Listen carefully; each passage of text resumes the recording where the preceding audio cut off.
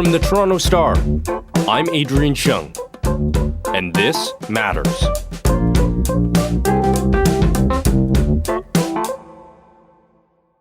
Of the few people who are still out on the roads these days, most often, it seems to be those who are delivering our meals. They're couriers, sometimes driving, but often they're biking, with big square bags sitting on their backs, carrying pizza for me or maybe pad thai for you. They usually work for big companies that have apps that we all scroll through: Uber Eats, DoorDash, and Foodora. And it's that last one, Foodora, that's making the news right now. They're owned by a German company, and they say there is no prospect to make any profit in the Canadian market, so they're shutting her down in the next couple of weeks because of competition from the likes of Uber and DoorDash and all of these others. Foodora is ending all operations in Canada as of May 11th. They've also declared bankruptcy and say they're nearly $5 million in debt. That means thousands of couriers across 10 Canadian cities will be out of work real soon. But there's a second layer to this story. Foodora's decision to get out of Canada comes just 2 months after couriers won the right to unionize from Ontario's Labour Relations Board. Already, the Canadian Union of Postal Workers, which couriers were planning to join, is accusing Foodora of union busting. Today, we're talking to Sara Mojtehedzadeh, the Toronto Star's work and wealth reporter. Sara has been reporting on frontline workers and the economy during the pandemic, and she's also reported extensively on Foodora and their business practices before any of this happened. She has a new podcast coming out in May called Hustled, about the working conditions people face in the gig economy. Are people who are surviving on gig work doing the hustling, or are they getting hustled?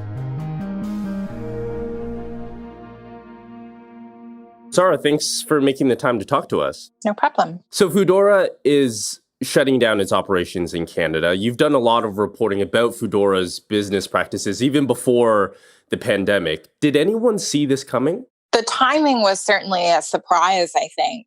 I've been reporting for the last year or so on Foodora specifically because couriers had launched this union drive and were hoping to become the first app-based workforce in the country to join a union. And, I sat through months of hearings at the Labour Board. And then 2 months ago, we got this decision that the couriers do have the right to unionize. They hadn't joined a union yet, but the Labour Board had confirmed that they do have this right.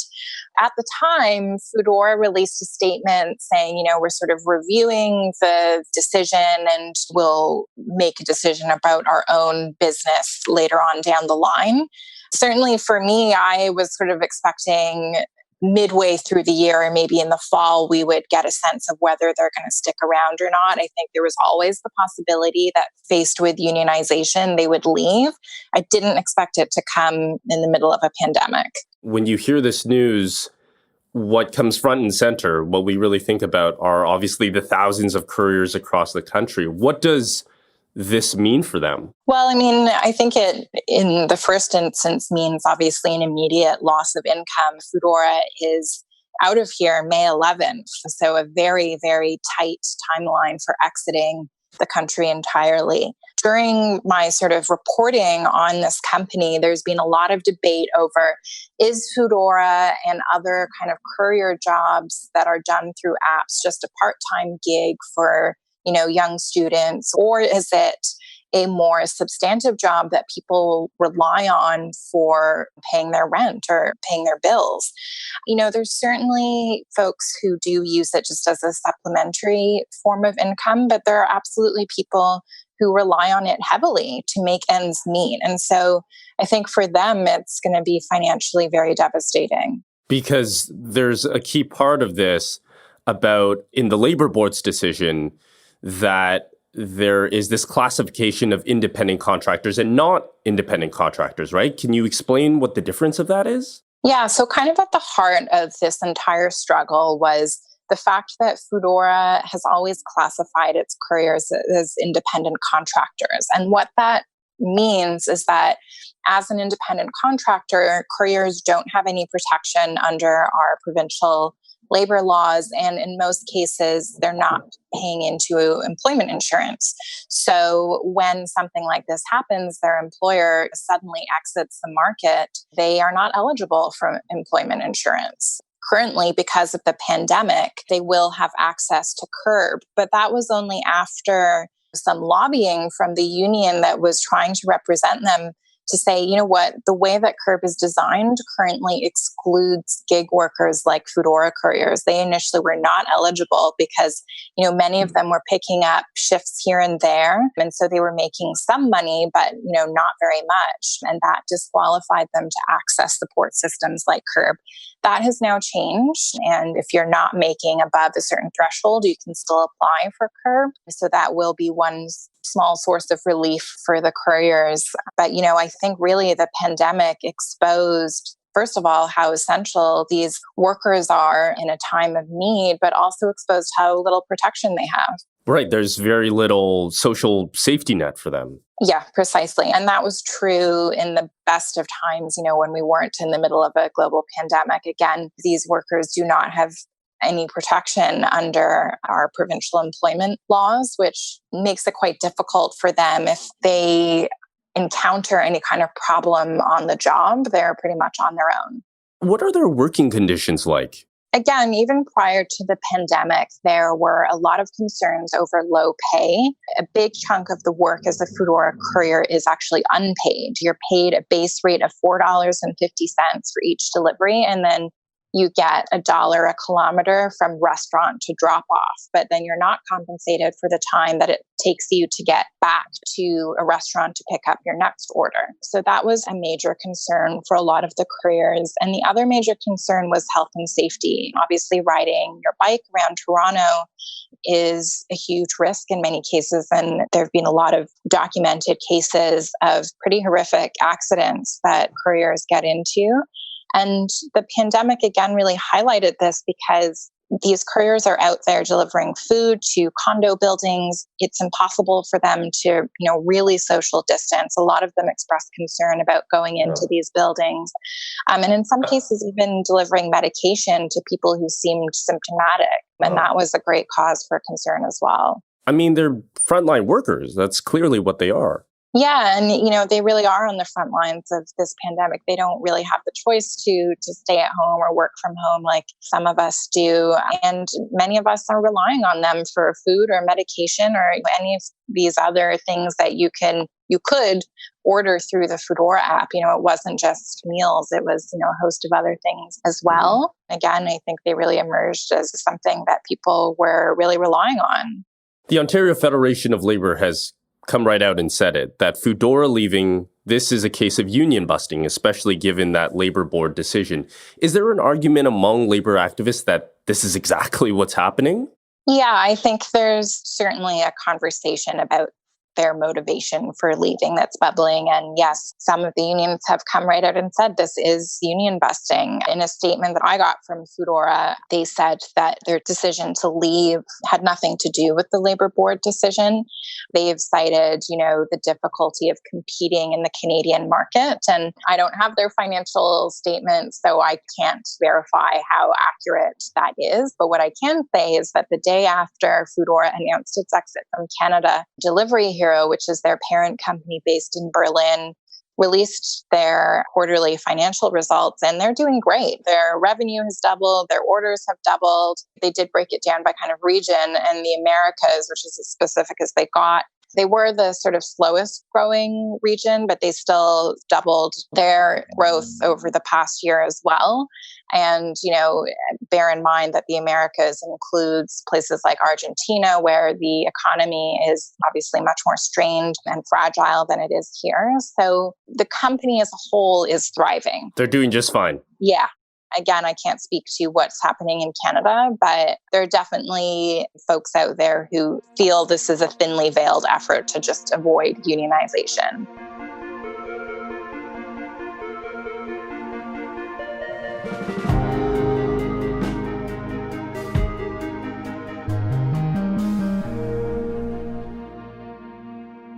We've seen other major companies like Marche, even this week, that they have announced that they're shutting down their business in Canada, like Foodora is. And in Marche's case, they might even declare bankruptcy. And the outcome of that is that employees say that they may not be getting their salaries, that their severance and their vacation pay that they are legally owed, that it may not be paid out to them. Could we see more companies considering this route, especially right now, particularly to not pay back what they owe, you think? I mean, I think the economic impact of the pandemic is really uneven.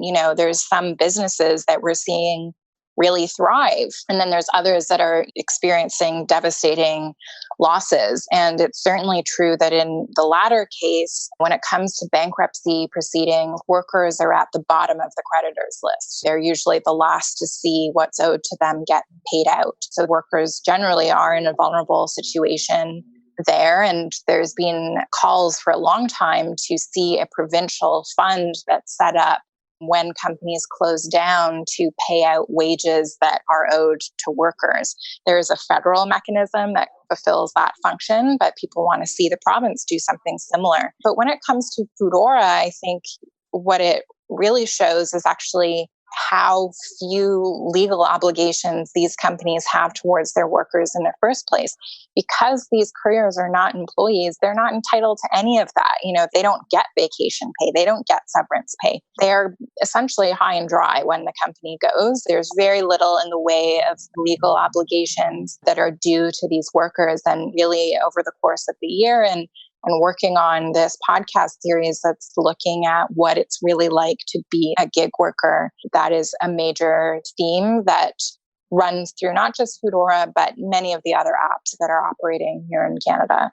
Foodora is one case, but like you were mentioning, do you think that this shows the precarity of the gig economy and what gig workers are really facing? Yeah, and I think that it's certainly one example. I mean, in many ways, Foodora initially, when it first kind of came to the market, was sort of setting the standards in a way. Like there were some things that they did voluntarily and like paying into the workers' compensation system that many other app companies were not doing. And then they ended up kind of matching Foodora.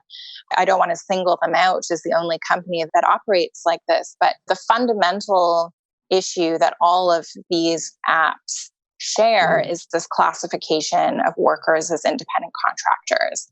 And that is really the sort of bedrock of the gig economy. That's how it operates. And it's significantly cheaper for companies to do this. They save around 30%, it's estimated, on their costs by classifying workers this way. Because they don't have to pay out benefits and treat them as regular employees. Exactly. Essentially, they have no obligations in terms of paying minimum wage or, again, vacation pay. Anything like that is not applicable because these workers aren't employees.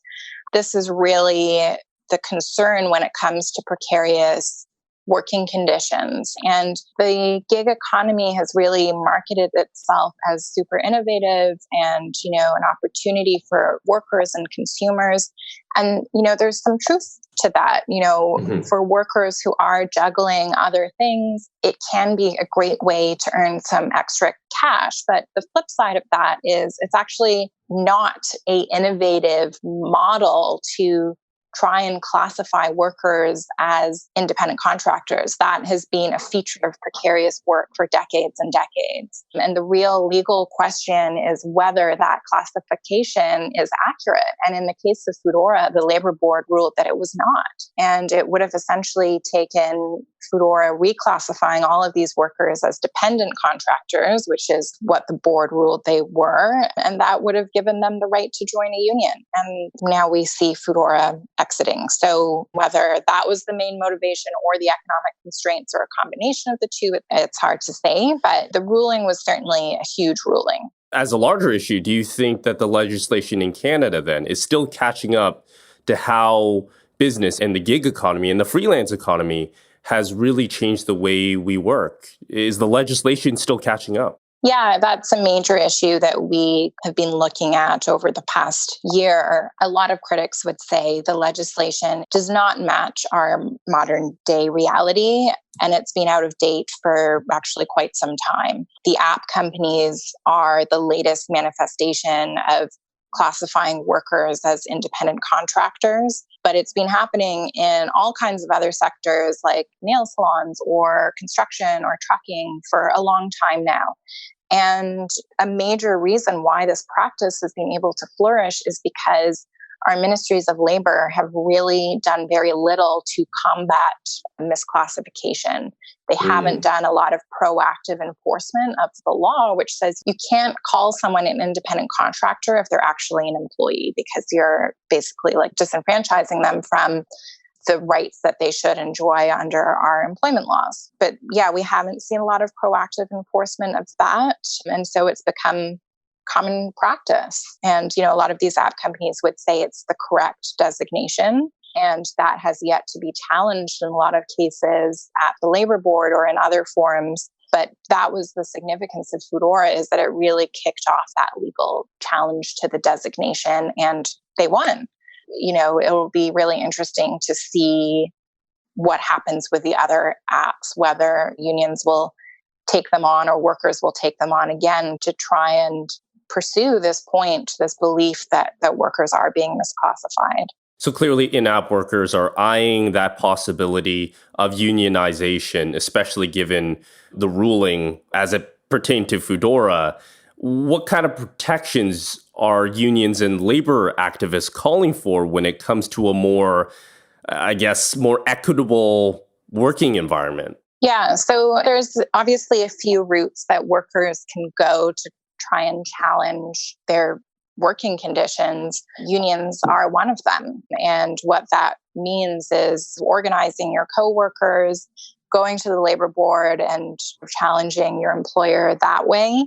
There are other approaches that some workers have taken. In Australia, for example, a Foodora courier took his situation to a ombudsman and said, I've been misclassified as an independent contractor. And in his particular case, the tribunal sided with him. Now, that was one person, whereas what Foodora couriers are doing or were doing here through their attempts to unionize was a more collective solution. I think the hope there was that it would impact a broader number of workers. And the aim was to really have some kind of standardization of working conditions. The fear was always that because these workers were all independent contractors with no real protection under employment laws, that they were really at the mercy of the company. If the company changed a policy or changed their wages, they really had very little recourse to kind of voice their concerns or lobby for change. And I think that was the hope of union representation, was to have that collective voice. And that's all been thrown up in the air now, really, with Foodora leaving, at least in this case. Yeah, it puts a halt to the unionization efforts for now. A lot of these couriers also work for other app companies like Uber Eats or Skip the Dishes or DoorDash. So whether the attention will now fall to one of the other apps, I don't know. But certainly other app-based workers have started to follow in Foodora couriers' footsteps. Uber Black drivers, for example, have filed their case with the labor board now, seeking to join a union, and will have to go through a very similar process to the Foodora couriers to get their designation as independent contractors changed. Things are definitely still in motion, but Foodora abrupt exit from the market is definitely throwing a wrench in things. Sara, ethically, what do you think Canadians can do? Because many people are stuck between two difficult decisions, right? If we don't order from restaurants, they may not survive, and the couriers have no income flow. But if we do, it seems that couriers are often in a position where they're being taken advantage of. Is this the catch-22 of our economy right now? I think that's something that really jumped out for me working on this podcast, just my experiences using the app and kind of working through those ethical challenges. And it really did make me think differently about how I consume things. And this expectation, I think, that we've developed as a society for instant gratification, we want the easiest and fastest and cheapest way possible to do everything. It was just really a reminder for me that there is a cost to that. That being said, I think a really interesting component of the Foodora union drive was the way that the couriers really tried to engage the public. It was never about boycotting Foodora. It was about bringing the public and saying, like, this is a service that a lot of people love. We get that. Please order from Foodora. And as you're doing so, encourage the company to accept our union, voice your support for couriers and let the company know that you support their union drive. So there was a real public facing element to their efforts. And I think that they really tried to make it a positive sort of moment to think about not totally like canceling all of these apps and not using their services, but how to make them better, how to make them fairer for everyone, not just the consumer, but the workers who are doing the work as well. Sara, thank you so much for all your expertise on this. Thank you. And that's Sara Mojtehedzadeh, the Toronto Star's work and wealth reporter on Foodora and the future of the gig economy. That's it for today. Thanks for listening. This Matters is hosted and produced by me, Adrian Cheung, Sara Mojtehedzadeh, and Raju Muthar. Produced and mixed by Sean Pattinen, and our director of programming is JP Fozo. Our show theme music is by So Called, and our episode music is by Mike DeAngelis. We want to hear what stories matter to you. Please send us comments, questions, or ideas to thismatters@thestar.ca. Please consider supporting the journalism the Toronto Star newsroom does at thestar.com. And don't forget to subscribe to This Matters on Apple Podcasts, Spotify, or wherever you listen to your favorite podcasts. Let's talk soon.